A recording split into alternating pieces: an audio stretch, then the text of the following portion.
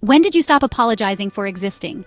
Mia was my best friend, but I dreaded her house because her mom terrified me. She always had a jab about my clothes, my slouch, my attitude. My own parents were enough of a nightmare. I didn't need more. So when I showed up at her door in the dead of winter, face puffy from crying, I wasn't expecting her mom to gasp and usher me in. Mia said I could come, I mumbled.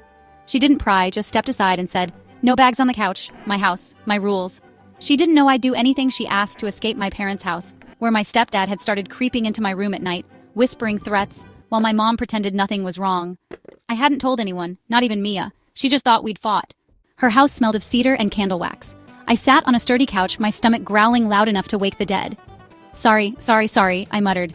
Mia's mom sat across from me, laying out her rules. Join family story time every night. Sleep in a bed, not on the couch, no arguments, report any school problems to her, no skipping dinner unless I was unconscious. Help sort craft supplies 3 nights a week. Make a face during story time, and she'd tell a long folktale just to torture me. Then she said, "If you apologize for being hungry here again, I'll drop a bead and call it an accident." I laughed. Her eyes softened for the first time. Then she went back to sorting yarn like I wasn't there. Those first days felt like a trap. I was used to rules meant to confuse and hurt. At home, my mom screamed if I didn't clear my plate, but if I ate too much, I got nothing the next day.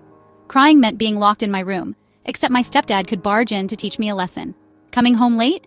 The door stayed locked and I slept on the steps, only to be yelled at for embarrassing the neighbors. I tested her. One night, I hid in my room, expecting her to snap.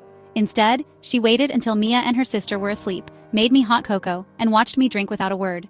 When I skipped story time, she marched me to the bookshelf and told me to pick a favorite.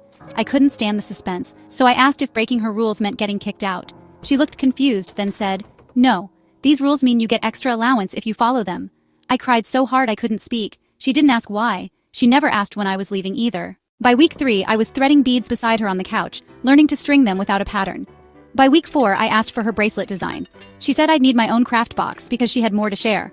I still couldn't say thank you out loud, but that night I wrote a note and slipped it under her door. "Thank you for showing me what a real parent is. I thought rules were just ways to control people, to remind them they don't matter. Your rules are different. You made sure I was warm, not hungry, safe. You gave me a home before I knew I needed one. I don't know if I believe in happy endings, but for the first time, I'm not afraid to fall asleep. I'm not wondering where I'll go when I wake up.